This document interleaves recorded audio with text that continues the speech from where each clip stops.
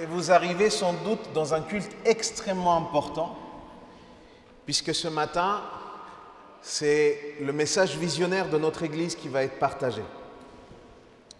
C'est un moment particulier, c'est un moment important pour nous. Et ce message, moi sans le savoir, ce message est le dernier de la série L'Église est. On a vécu, avec celui-ci, on va vivre 13 messages identitaires sur l'Église. Depuis que je suis arrivé là, le Seigneur m'a mis à cœur de pouvoir vous partager des messages identitaires sur l'Église. Et on est au 13e message, c'est le dernier. Et tous les autres messages concluent avec ce qu'on va partager finalement ce matin. Et je suis extrêmement touché de ça parce que je ne savais pas que ce que le Seigneur voulait, c'était ça. C'était nous préparer, nous instruire sur l'identité de l'Église pour qu'on arrive sur notre vision propre, sur notre vision locale. Et je dis gloire à Dieu pour cela. Dieu est bon, il sait faire. Peut-être certains d'entre vous, quand vous avez entendu cette information que nous étions dans un message visionnaire ce matin, vous vous demandez c'est quoi cette histoire de vision? Peut-être vous n'avez jamais été dans une église dans laquelle on a présenté une vision d'église. C'est une question qui est tout à fait légitime, à laquelle je voudrais répondre de manière biblique, pour qu'on puisse être d'accord que ce qu'on est en train de faire, ce n'est pas l'histoire d'un pasteur un peu jeune, mais c'est vraiment quelque chose qui est inspiré de la part de la parole de Dieu. Amen. Il est vrai qu'il y a un appel commun à toutes les églises. Toutes les églises ont un appel commun, puisque le mot église, c'est le mot grec ecclésia. Et ecclésia, dans son étymologie, veut dire appelé hors d'eux. C'est ça que ça veut dire. De ce fait, l'église est le rassemblement de tous les croyants de toute époque. L'église avec un grand E, c'est le rassemblement de toute époque, de tous les lieux, tous ceux qui sont nés de nouveau et qui ont été appelés hors du péché et du monde pour servir celui qui est le bâtisseur, c'est-à-dire notre Seigneur Jésus-Christ. Amen. Vous êtes avec moi ce matin ou pas? Ok. Dieu appelle, du coup, toutes les églises, peu importe leur dénomination, peu importe leur origine, Dieu appelle toutes ces églises à pouvoir être la représentation de Jésus ici sur terre. Toutes les églises sont censées être la représentation de Jésus ici sur terre. Les églises sont l'épouse. On est l'épouse. Chacun d'entre nous, on est l'épouse, ok? Et nous sommes appelés donc à proclamer l'évangile. Nous sommes appelés à pouvoir être un phare, une lumière dans le lieu, dans la cité dans lequel le Seigneur nous a placés. Ça, c'est quelque chose qui est pour tout le monde. Toutes les églises devraient répondre déjà à cet appel dit un peu plus général. Mais de cet appel commun à tous, nous allons voir qu'il se décline des visions locales, des choses qui sont imparties, qui sont partagées à une église localement. Et deux passages m'ont interpellé dans cette étude que je vais vous lire maintenant en version Sommer. Allez avec moi déjà, on va beaucoup lire la parole de Dieu. Vous êtes des chrétiens ou pas? Oui, c'est bon. Alors, vous pouvez prendre vos Bibles. Je ne vais pas vous la faire comme pasteur Christian la semaine dernière, plein de culpabilité. Qui n'a pas ça? Non, moi, je crois que Moïse avait déjà une tablette. Laissez-moi tranquille. Ok? Ayez la Bible, c'est tout ce qui compte. Amos chapitre 3, verset 3. Je vous lis en version Sommer pour qu'on comprenne bien de quoi on est en train de parler. Amos chapitre 3, verset 3. Deux hommes marchent-ils ensemble sans s'être mis d'accord? Très important. Deux hommes marchent-ils ensemble sans s'être mis d'accord? Ça veut dire que vous et moi, nous avons besoin, d'après la parole, de pouvoir aller dans un même objectif.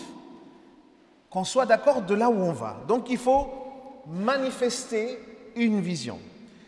On suit versets 7 et 8. Sautez jusqu'au verset 7 et 8. Regardez ce qui est écrit.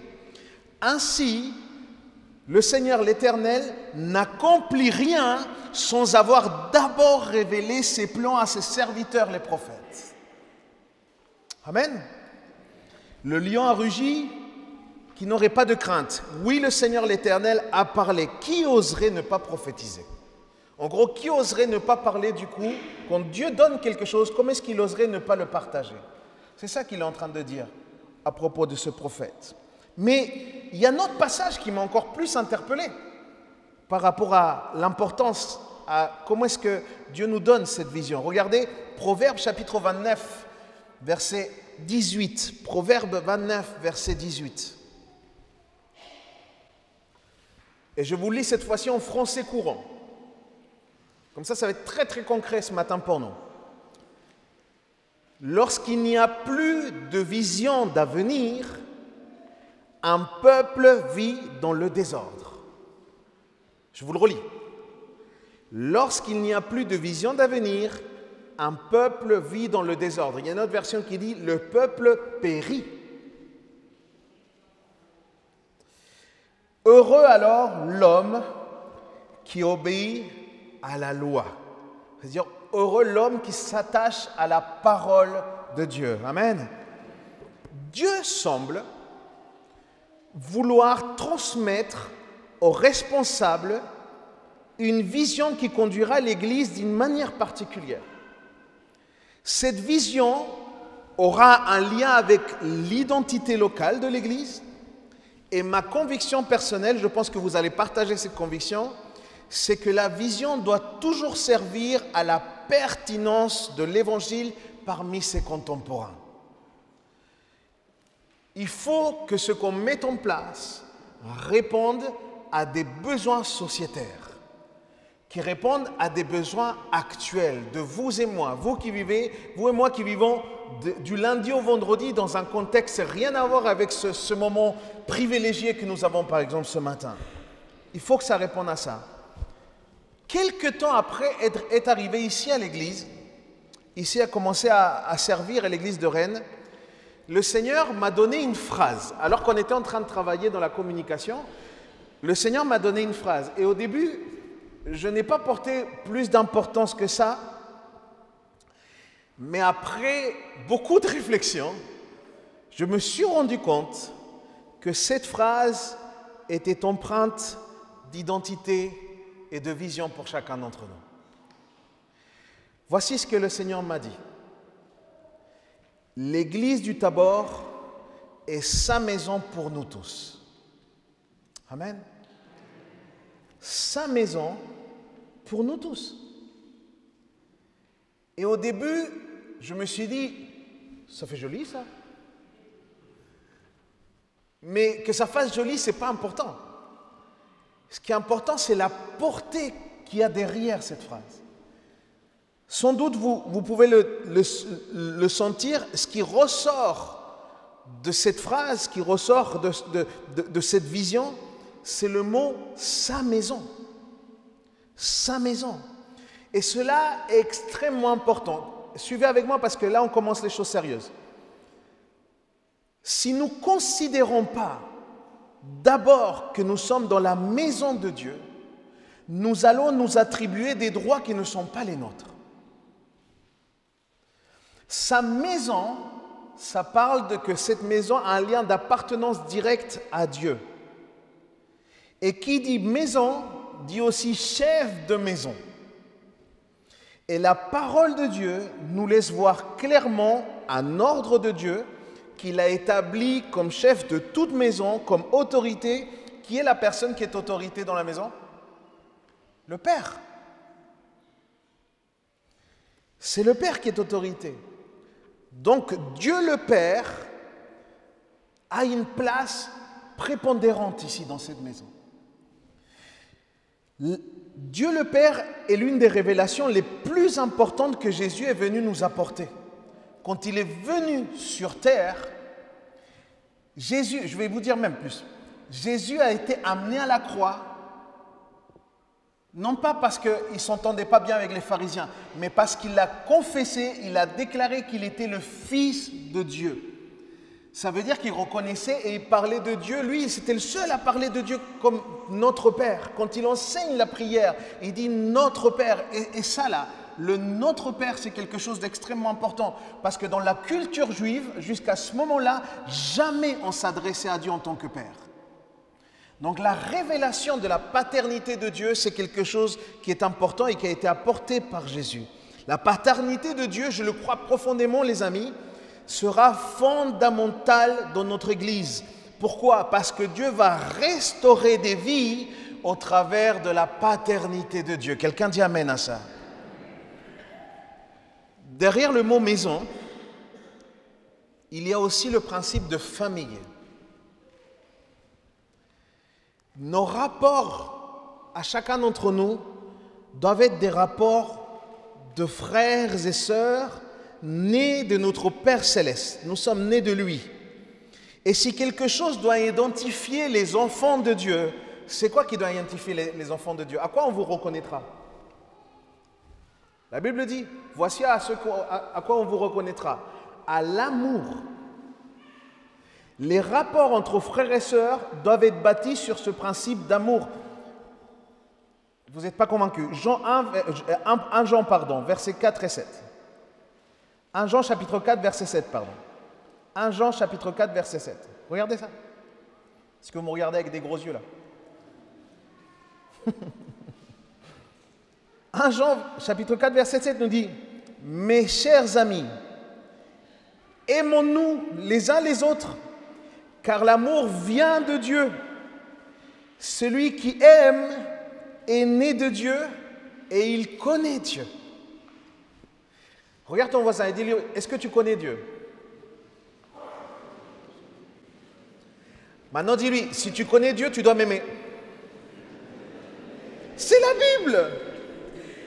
C'est la Bible. Je ne fais pas d'interprétation, je lis. Mes amis, cette maison sera le refuge pour certains. Cette maison sera un lieu d'accueil, mais aussi cette maison est le lieu que Dieu a prévu pour qu'on puisse grandir ensemble. Quelqu'un dit amen à ça? Mais on a dit que c'était sa maison et il donne une direction, il dit c'est pour nous tous. Il m'a dit ça, c'est pour nous tous. Et je remercie Dieu, vraiment, de m'avoir parlé de cette manière. Parce que cette maison, elle est pour nous, vous voyez. Mais cette maison ne nous appartient pas individuellement. Je ne sais pas si je m'explique dans ce que je suis en train de dire. Elle nous est donnée pour le nous. Elle nous est donnée pour l'ensemble. Mon frère, ma sœur, il n'y aura pas de place pour de l'individualisme ou de l'égoïsme dans cette maison. Quelqu'un dit amen à ça. Dieu ne veut pas de ça. Dieu ne veut pas que les gens fassent carrière dans l'église. Dieu ne veut pas que des gens soient focalisés sur eux-mêmes. Non, non, non, non, non. Bien au contraire, Dieu a prévu cette maison pour nous tous. Et dans le tous, il n'y a même pas que nous. Il y a aussi tous ceux qui nous rejoigneront. Parce que le Seigneur va encore ramener du monde. Donc c'est la maison de tous. Pour tous, voyez. Et c'est très important, les amis. C'est très, très important. Pourquoi? Parce que nous avons cette tendance à nous approprier les choses et à rester dans un certain confort. Et dès qu'on nous bouge de là, comment aïe, aïe, aïe, aïe, aïe, aïe. C'est vrai ou pas? Mais il faut considérer que cette maison, elle est à tous en fait.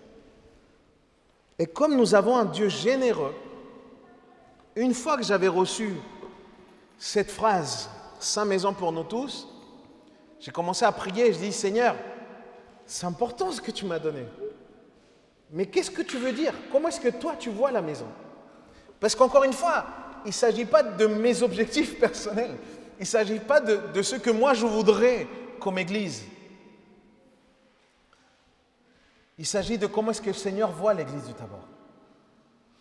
Croyez-moi, c'est beaucoup plus important de comment moi je voudrais voir l'Église. Et je priais les amis. Et je priais. Et de manière extrêmement simple. À la fin, je vous confessais comment est-ce que j'ai reçu tout ça. Mais j'ai reçu ce que Dieu désirait au travers de cette église locale, très particulièrement. Je crois avoir reçu comment est-ce que Dieu voit l'église. Ce qu'il désire de chacun d'entre nous en tant que pierre vivante, voyez-vous? Et je vais décliner ça en 7 points, ok? Ne vous inquiétez pas, on va aller très vite. Peut-être ça fera l'objet de différentes prédications par la suite, peut-être une série à la rentrée, je ne sais pas. Mais là, on va aller très très vite pour pouvoir comprendre de quoi le Seigneur est en train de nous parler. Différents points. La première chose que le Seigneur m'a dit, il m'a dit, Leandro, c'est une maison ouverte sur l'extérieur qui se passionne pour les âmes à l'image du Seigneur Jésus-Christ. Il m'a dit, c'est une maison soumise à mon autorité, à l'autorité du Père et à la parole. C'est une maison qui aspire à une vie familiale biblique. C'est une maison qui encourage l'édification et la progression de chaque membre au travers de la vie de l'Esprit. C'est une maison où tous ceux qui se consacreront trouveront leur place dans les services. C'est une maison remplie de disciples qui font des disciples. Et c'est une maison qui rayonne sur la ville et ses environs, à cause de la gloire, à cause de ma gloire, à cause de la gloire de Dieu. Quelqu'un dit Amen à ça? Je dis, waouh, Seigneur, il a l'air d'être plus ambitieux que moi, le Seigneur. Et je dis, mais Seigneur, c'est beaucoup. C'est beaucoup. Mais le Seigneur, il sait. Et il nous connaît tous, les amis. Et cette question n'est pas une question, encore une fois, d'une personne. C'est quelque chose que Dieu veut pour l'Église. Alors, je vais essayer d'expliquer le pourquoi. Comment est-ce que j'entends ces points? Ok? Donc, si vous voulez bien suivre avec moi, peut-être vous pourriez prendre des notes. C'est votre vision d'église, hein. Ce n'est pas que la mienne. Premier point, donc, une maison ouverte sur l'extérieur qui se passionne pour les âmes. Je crois profondément que l'église du Tabor, elle est appelée à se tourner vers ceux qui se perdent. L'un des plus grands dangers pour une église est celle de devenir un lieu très confortable, un lieu duquel on est très fier et on se sent en sécurité, on se sent très bien entre nous. Mais cette idée-là, ce n'est pas l'idée d'une église, c'est l'idée d'un club. Vous êtes avec moi ce matin? C'est pourquoi je crois que Dieu nous appelle à nous défocaliser de nous-mêmes, de notre confort et de devenir chacun d'entre nous de véritables ambassadeurs de Jésus-Christ pour nos contemporains. Dieu nous appelle à sortir de nos petits boubous et à nous rendre compte de l'agonie de ce monde. Parce que le monde souffre, les amis. Le monde attend la manifestation des enfants de Dieu, nous dit la parole. Nos prières, nos rassemblements de prières doivent être imprégnés de ce souci, parce que ce souci, c'est celui de Dieu lui-même. Puisque vous n'avez pas l'air convaincu, on va lire la parole de Dieu. Romains chapitre 10, versets 13 à 17. Romains chapitre 10, versets 13 à 17. Tous ceux qui feront appel au Seigneur seront sauvés. Amen. Mais regarde, écoute bien ça.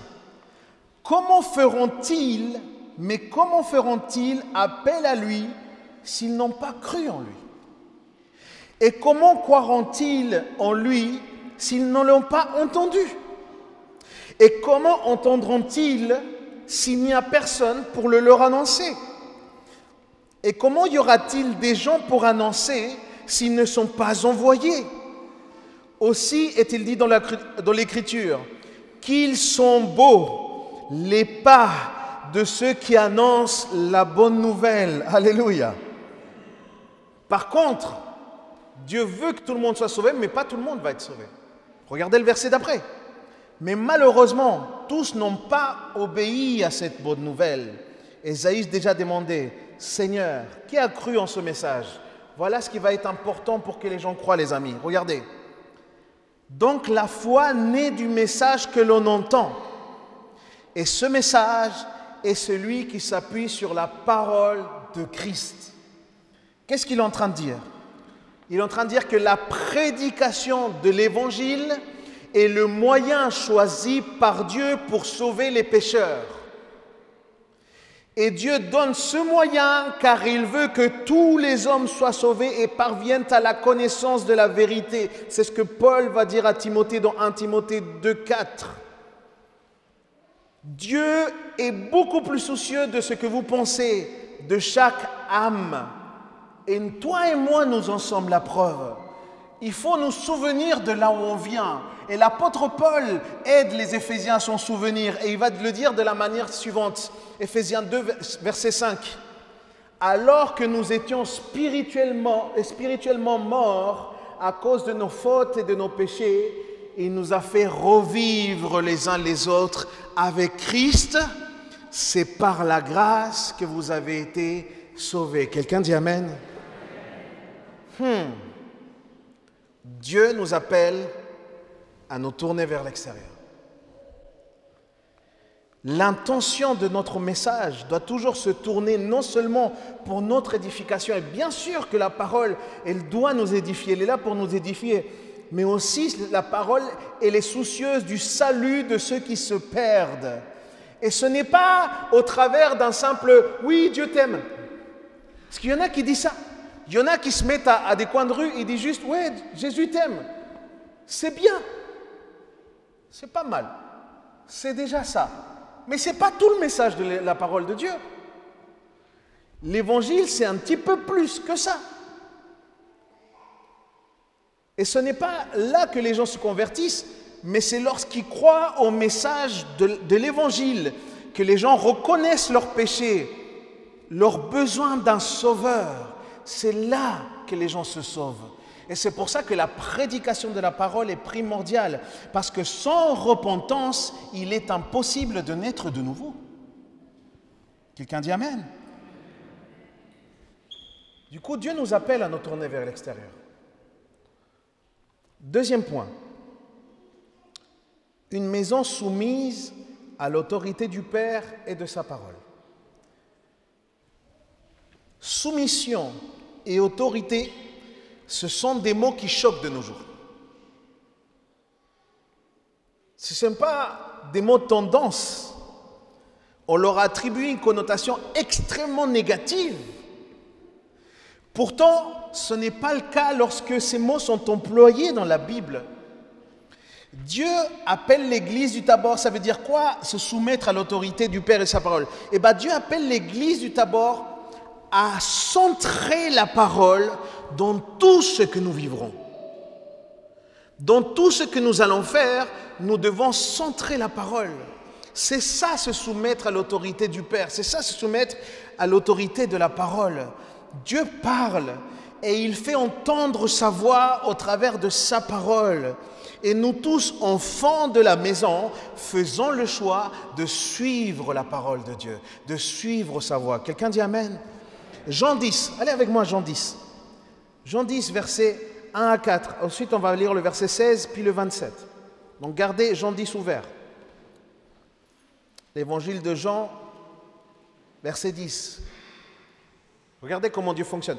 Vraiment, je vous l'assure, quand il dit en vérité, ou alors vraiment, je vous l'assure, Jean 10, versets 1 à 4. Ça veut dire cela. Ça veut dire, faites très attention à ce que je vais dire là. C'est quelque chose d'important. Vraiment, je vous l'assure. Si quelqu'un n'entre pas par la porte de l'enclos où l'on parque les brebis, mais qu'il scandale le mur à un autre endroit, c'est un voleur ou un brigand. Ensuite, il est dit, celui qui entre par la porte est lui le berger des brebis. Le gardien de l'enclos lui ouvre, les brebis font quoi? Écoutent sa voix. Les brebis écoutent sa voix. Et regardez ce qu'il fait, c'est merveilleux. il appelle par leur nom celles qui lui appartiennent. Dieu même appelle. Il fait cette œuvre. Il appelle par leur nom ceux qui lui appartiennent et il les fait sortir de l'enclos. Quand il les a conduits dehors, toutes celles qui sont à lui, regardez ce qu'il fait. Lui-même, il marche à leur tête. Il les guide. C'est lui qui guide. Et les brebis le suivent parce que sa voix leur est familière. C'est beau, hein? Verset 16. Allez avec moi, juste après. Verset 16. J'ai encore d'autres brebis qui ne sont pas encore dans cet enclos. Ce sont les personnes qui vont s'ajouter. Celles-là aussi, il faut que je les amène. Regardez ce qui va se passer. Elles écouteront ma voix, ainsi il n'y aura plus qu'un seul troupeau et un seul berger. Verset 27. Mes brebis écoutent ma voix, je les connais et elles me suivent. Nous soumettre à l'autorité du Père, c'est nous soumettre à l'autorité de la parole. Et cela veut dire que sa parole doit influencer nos choix. Sa parole doit influencer nos déterminations. Sa parole doit influencer notre direction en tant qu'Église.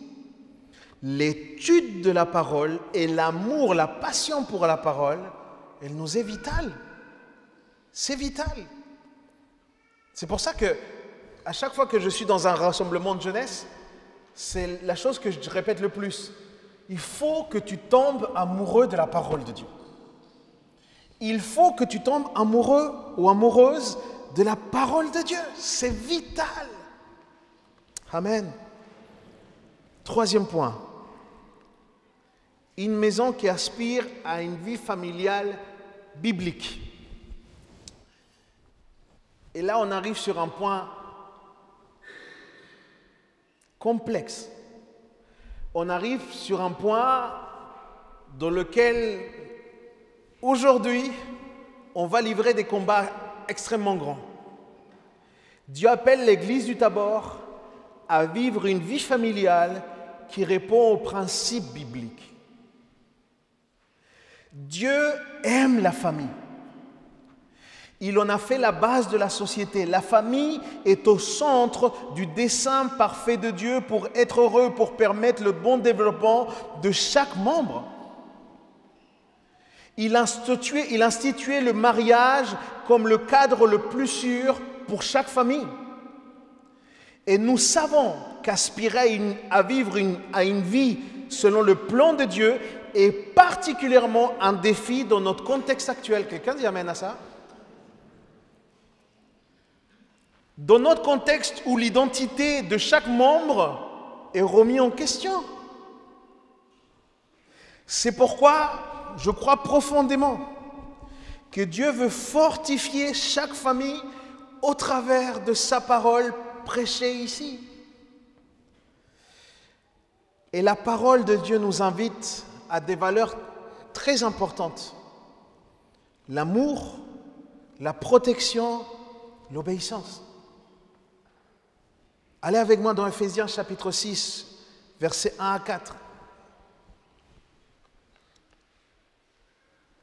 Ephésiens 6, verset 1 à 4. Vous, enfants, ils sont où les enfants aujourd'hui? Écoutez ceci, particulièrement en cette fête des mères. Ça va faire plaisir aux mamans. Obéissez à vos parents. Toutes les mamans disent amen. Vous, enfants, obéissez à vos parents. Est-ce que c'est pour leur faire plaisir? Non, non, non. Il dit, à cause du Seigneur. Car c'est là ce qui est juste.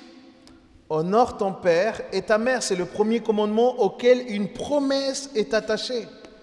Pour que tu sois heureux et que tu jouisses d'une longue vie sur la terre. Mais il ne s'arrête pas là.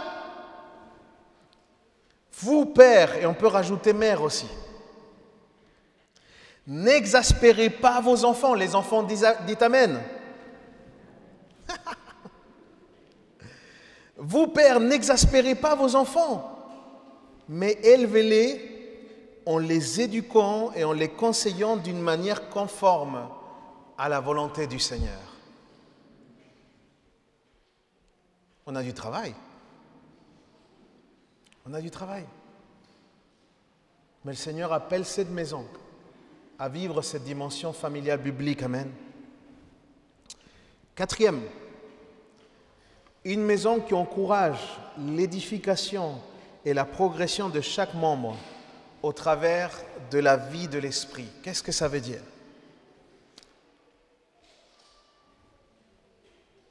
Les gens cherchent souvent la volonté de Dieu.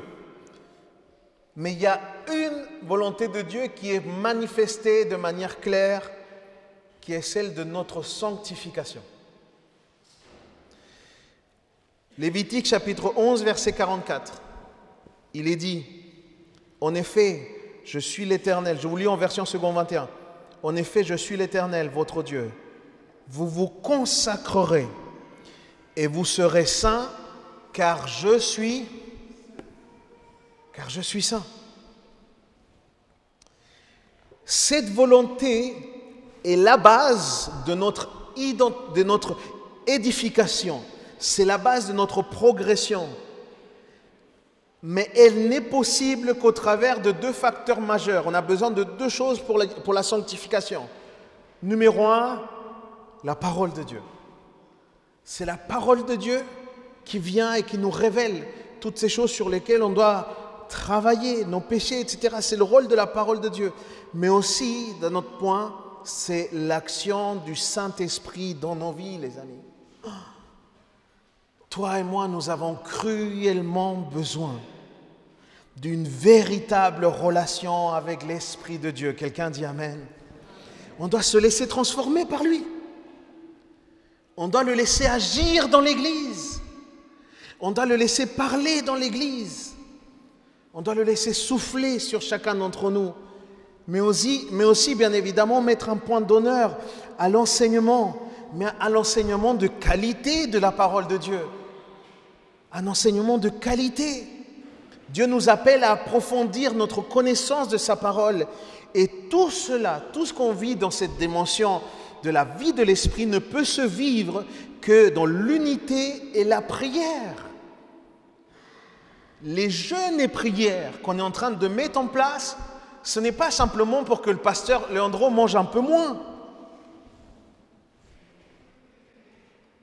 Merci de ne pas avoir dit Amen à ça.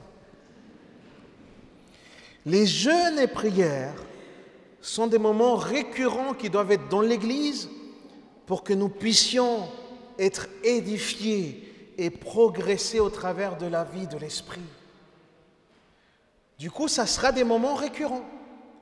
Il va y avoir en moyenne 3 jeûnes et prières par an. Amen.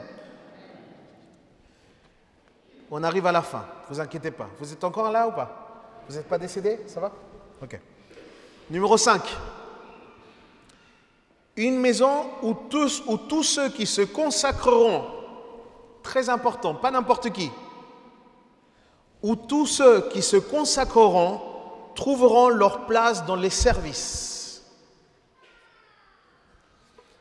Dieu appelle l'Église du Tabor à se lever et à servir. Mais ici rentre la notion de disciple de Jésus. Parce que figurez-vous que dans la parole de Dieu, je ne connais aucun disciple de Jésus qui n'ait pas servi. Si vous en trouvez un, vous pourrez faire un autographe sur ma Bible. Tous ceux qui sont appelés à devenir des disciples sont appelés à servir. Quelqu'un dit Amen à ça? Pourquoi? Parce qu'un disciple sert un maître. Le principe de devenir disciple, c'est le principe de suivre un maître. Et Matthieu chapitre 20, verset 28, Matthieu 20, verset 28, je vous lis en français courant. C'est ainsi que le Fils de l'homme n'est pas venu pour se faire servir, mais il est venu pour servir et donner sa vie comme rançon pour libérer une multitude de gens. Il n'est pas venu pour se faire servir, Dis à ton voisin, tu n'es pas venu pour te faire servir, toi non plus. Tu es venu pour servir. Amen. Mais pour servir Dieu, il faut un engagement sérieux.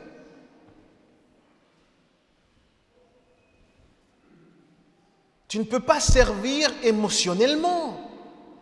Ça ne peut pas être quelque chose d'émotionnel. Et le 1er juin, on va développer ce point-là très longuement. Ok, vous vous souvenez, le 1er juin, c'est très important. Le matin, je vais le dire à la fin tout ça. Pour servir Dieu, c'est un engagement sérieux, pas quelque chose d'émotionnel. Pas parce qu'aujourd'hui, on voit des gens qui se lèvent. Pas parce que... Non, non, non. Et tu ne sers même pas directement l'Église. Tu sers Dieu. C'est Dieu que nous servons. Il faut nous poser la question, comment est-ce que Jésus servait? Comment est-ce qu'il servait, lui, ses contemporains? Si tu te poses cette question, tu vas comprendre qu'il te faut une conviction profonde, parce qu'une conviction profonde va provoquer en toi une véritable consécration pour le service. Parce que nous ne nous servons pas nous-mêmes. Et encore plus, nous ne pouvons pas nous servir de l'Église. Certaines personnes se servent de l'Église pour pouvoir être vues, pour pouvoir avoir un peu de reconnaissance, pour pouvoir exister. Non, on ne se sert pas de l'Église, on sert l'Église. Quelqu'un dit Amen à ça? Nous servons notre Père, et en servant notre Père, les amis, on est en train de faire avancer le royaume de Dieu. C'est extrêmement puissant. Tu es participant conjointement avec Jésus, tu es en train de faire avancer le royaume de Dieu. C'est merveilleux. C'est merveilleux. On va aller un peu plus vite. Point numéro 6. Une maison remplie de disciples qui font des disciples très, très importants. Réfléchis dans ton cœur et ne me réponds pas oralement, mais combien de personnes cette dernière année, juste cette dernière année, combien de personnes as-tu accompagné dans les chemins de Dieu? Juste cette dernière année. Combien de personnes, combien de temps as-tu pris pour quelqu'un qui avait besoin de cheminer spirituellement? Allez, je te laisse plus de chance. Ces 3 dernières années, combien de personnes? Est-ce que ça se tient sur une main? Est-ce que ça se tient sur 2 mains? Tu t'es peut-être dédouané en te disant, non, ça c'est le travail des évangélistes. Non, mon frère, ma soeur. Lisons ensemble Matthieu chapitre 18, versets 19 et 20. Très connu, je le rappelle, c'est juste un simple rappel, version Sommer. Les enfants de Dieu, nous sommes appelés à ce mandat qui s'appelle la multiplication. C'est un mandat de Dieu pour nous. Allez donc auprès des gens de toutes les nations et faites quoi? Et faites de mes disciples. Il dit ça à tous les disciples. Il leur dit pas ça simplement aux apôtres, il dit ça à tous les disciples. Il leur dit baptisez-les au nom du Père, du Fils et du Saint-Esprit et enseignez-leur à pratiquer tout ce que je vous ai commandé. Et sachez-le, je vais être avec vous tous les jours jusqu'à la fin du monde. Tu te dis, Léandro, pasteur Léandro, je ne suis pas capable de parler à quelqu'un. Je ne suis pas capable d'accompagner quelqu'un. Et je te dis, mais peut-être, mais j'ai une bonne nouvelle pour toi. Dieu est avec toi pour pouvoir le faire. Et je serai avec toi. Et je serai avec vous jusqu'à la fin du monde. Nous sommes appelés à nous multiplier. On doit avoir dans cette église un problème de place. Ce n'est pas mon appel. C'est l'appel du Seigneur. On doit avoir dans notre église un problème de place. On doit avoir tellement de problèmes de place qu'on va être obligé d'aller implanter aux alentours. Amen. On doit avoir sérieusement un problème de place. Nous sommes appelés à nous multiplier, à nous déverser chez les autres. Matthieu 10, verset 8 nous dit, « Vous avez reçu gratuitement, donnez aussi gratuitement. » Moi, en tant que pasteur, je suis appelé à discerner ceux qui ont un appel pastoral pour qu'aussi ils deviennent pasteurs. Les leaders sont appelés à discerner ceux qui ont des spécificités de leaders pour pouvoir faire des leaders. Les serviteurs sont appelés à discerner qui sont les autres serviteurs pour pouvoir les accompagner. On fait tous des disciples. Dieu a prévu l'expansion de son royaume depuis la naissance de l'Église au travers de la multiplication. C'est pourquoi toutes les nouvelles âmes qui arriveront auront besoin de nous, auront besoin de toi pour qu'elles soient accompagnées à devenir de fidèles disciples de Jésus. Et quelqu'un dit Amen à ça, s'il vous plaît. Une maison remplie de disciples qui font des disciples, pas remplie de visiteurs.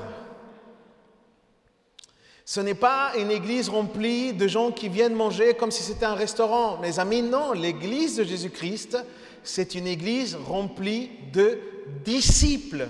Amen. Allez, viens avec moi au piano, mon ami, s'il te plaît, Thibaut. Je vais finir avec ce dernier point. Point numéro 7. Voilà l'appel du Seigneur. Tout ce qu'on vient de voir, chacun des points, les six premiers points que vous avez vus sont très importants pour arriver au 7e. L'église du Tabor, Dieu veut une maison qui rayonne sur la ville. Très important. Qui rayonne sur la ville et ses environs. Mais non pas parce que c'est une église de gens sympas. Même si c'est important que vous soyez sympas. Non pas parce que c'est une église où les gens s'habillent très très bien le dimanche. Regarde ton voisin et dis-lui, beau gosse, belle gosse.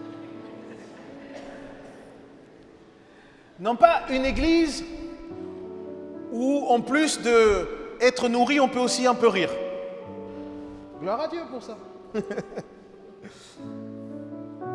C'est même pas simplement une église pour vivre de la communion, non, non, non. Et ce n'est pas, on ne va pas simplement être reconnu pour ça, entendez-moi bien.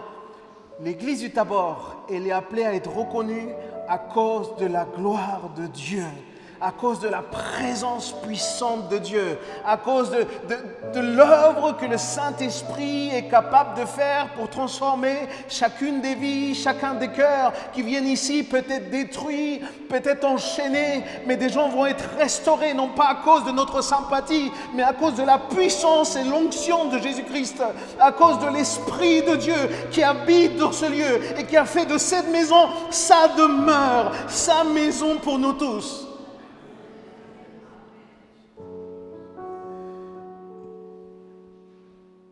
Toi et moi, nous devons apprécier la présence de Dieu. Ne considère pas la présence de Dieu comme quelque chose qui t'est dû, comme quelque chose qui est normal. Non, mon frère, ma soeur, Dieu fait un choix d'habiter là où il veut.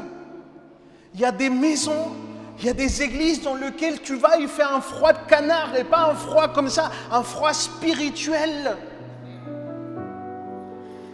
Et le Seigneur a décidé autrement pour notre maison. Il a décidé de la réchauffer chaque fois qu'on va venir. Il a décidé d'attiser un feu divin, un feu qui vient de lui. Et il le fait dans nos cœurs, dans le plus profond de nos cœurs, il nous convainc. Et notre adoration commence à s'élever. Et on est en admiration devant la majesté de Dieu, devant la toute-puissance de ce Dieu créateur. Parce que nous le reconnaissons comme notre Père, nous le reconnaissons comme notre berger, comme celui qui a été capable de donner son Fils, de le livrer, et qu'il a été gratuitement et volontairement à la croix pour chacun d'entre nous, pour nous démontrer combien il nous aimait. C'est de ça qu'il s'agit ici, dans cette maison. C'est de sa gloire. C'est sa gloire que nous avons besoin. Ce dernier point. Si on enlace tout ce qu'on a vu auparavant, si on enlace le désir de Dieu pour l'église du Tabor, si nous travaillons ensemble, si nous suivons cette vision ensemble, alors je suis convaincu que Dieu, lui, pas nous les amis, Dieu rayonnera sur notre ville de Rennes et tous ses environs. Dieu rayonnera. La gloire de Dieu ne dépend pas de nous. c'est la décision de Dieu. Il décide d'être présent. Il décide de manifester sa présence. Il décide de nous montrer sa gloire. Et je ne sais pas vous, mais moi je constate que semaine après semaine, rendez-vous après rendez-vous, culte après culte, le Seigneur est présent dans nos rendez-vous. Le Seigneur est présent avec nous. Et je crois profondément que c'est ça qui va avoir le plus grand impact ici. On a une très belle chapelle.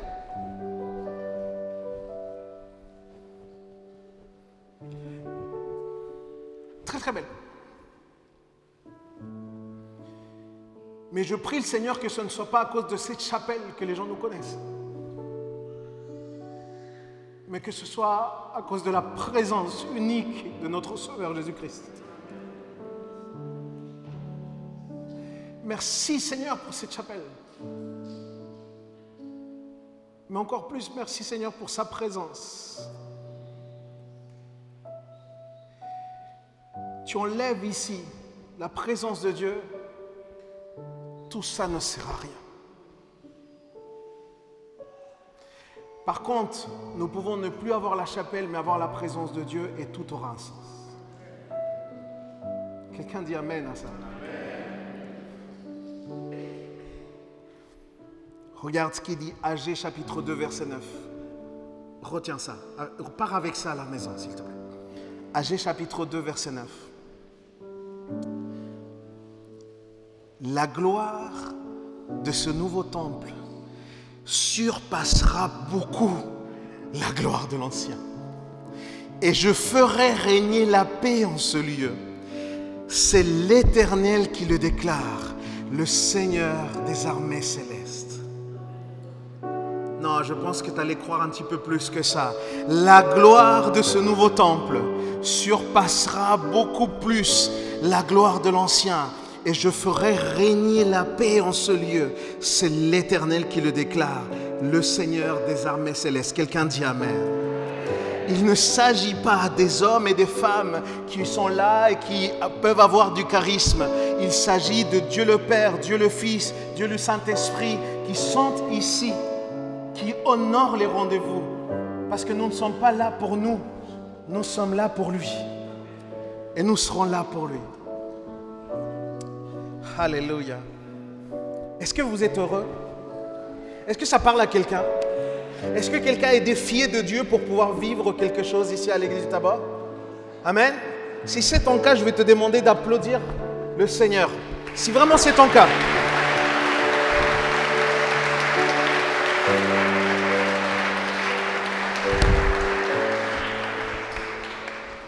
Il y a juste quelques semaines, j'avais eu l'opportunité de vous partager un message qui s'appelait « Comment écouter Dieu ». Vous vous souvenez? Comment écouter Dieu. Et je vais vous partager quelque chose d'important qui c'est exactement ce qui s'est passé pour recevoir ce que je vous ai partagé ce matin. Je vous ai partagé que Dieu parle à nos pensées. Et Dieu parle à nos pensées en s'adaptant à notre langage, à nos capacités. Parce que ce qui est important pour lui, c'est de se faire entendre. Et je vais vous confier que mon temps de dialogue, je vous avais dit que mon temps de dialogue avec Dieu le plus souvent se fait où? Dans la voiture. En voiture, vous vous souvenez, très bien.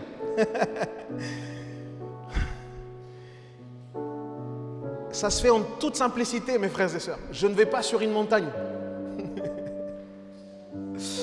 C'est très très simple. Je vis une vie extrêmement simple avec Dieu.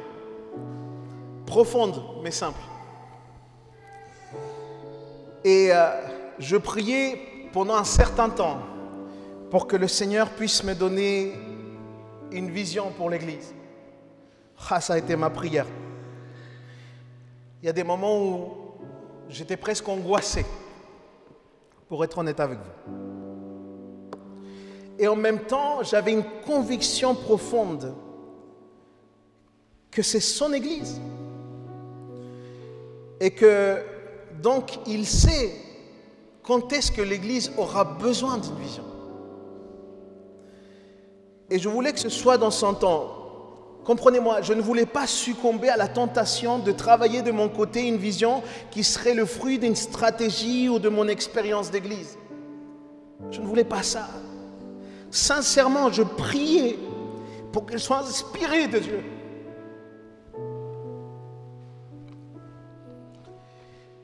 Et c'est lors d'un petit trajet.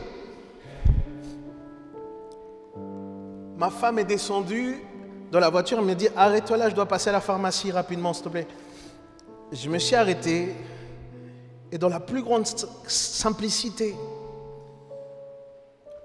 ces pensées ont commencé à s'imposer en moi. J'étais dans le parking.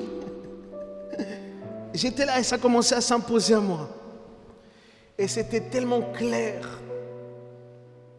C'était juste, il fallait écrire. C'était clair. J'avais vraiment l'impression de recevoir ce que Dieu désirait pour notre église locale, les amis. Et parce que justement, ce n'est pas quelque chose qui vient de moi, en ce matin, je veux vraiment lui rendre toute la gloire. Mes amis, mettez-vous debout avec moi, s'il vous plaît.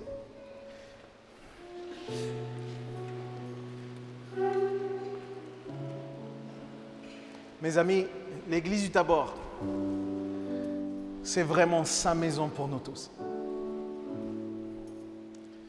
L'église du Tabor, c'est vraiment sa maison pour nous tous.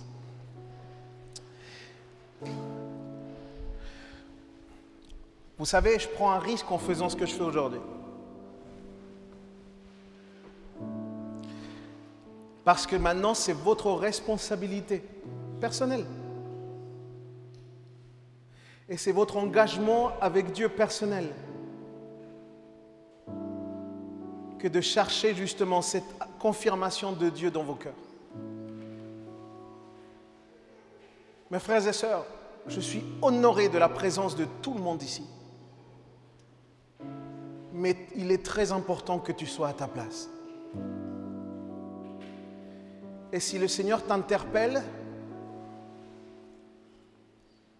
je dois te dire, nous avons beaucoup de boulot ensemble maintenant. Nous avons des années de travail devant nous. Nous avons surtout un travail auprès de nos cœurs pour que le Seigneur nous transforme et nous prépare à toutes ces missions que le Seigneur mettra devant nous. Alors je ne vais pas te demander de t'engager avec moi ce matin. Je te demandais simplement de fermer tes yeux et t'engager avec Dieu. Mon frère, ma soeur, à moi, tu peux peut-être me mentir, mais Dieu connaît ton cœur. À lui, tu ne pourras pas lui mentir. Si le Seigneur t'a appelé dans cette maison, je te prie, mon frère, ma soeur, enlace la vision.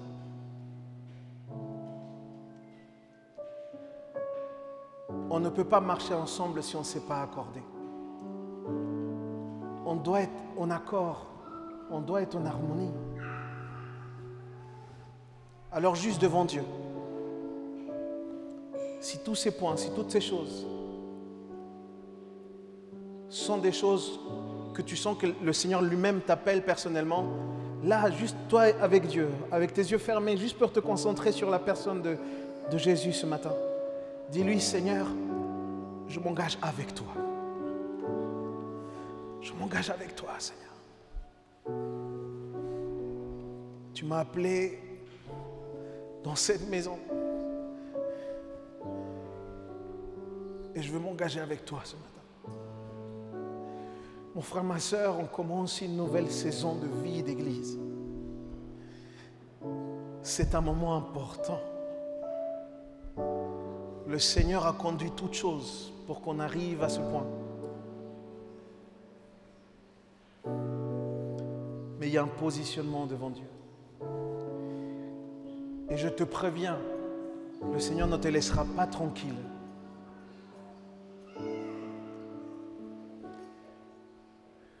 Le Seigneur ne te laissera pas tranquille. Le Seigneur t'encouragera pour que tu puisses répondre à cet appel. Si tu y restes dans cette maison, si tu es dans cette maison, Si tu fais de cette maison ta maison, le Seigneur t'appelle à te lever, mon frère, ma soeur.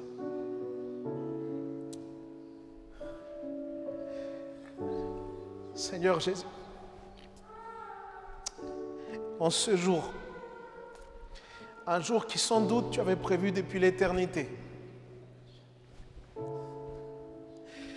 Seigneur, voici j'ai parlé ce que je crois vient dans ton cœur.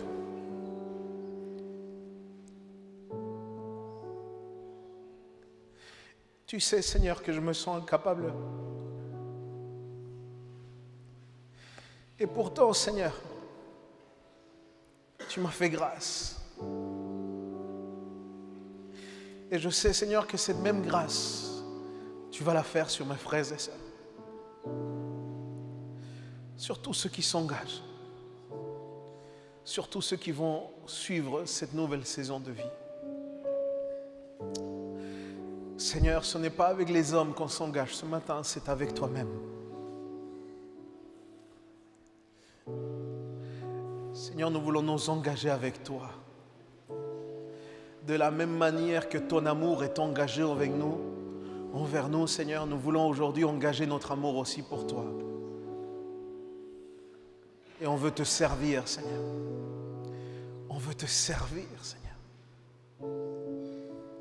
Et on aura peut-être des défis, on aura, Seigneur, un travail énorme parce qu'au travers de ces services, tu vas transformer nos vies.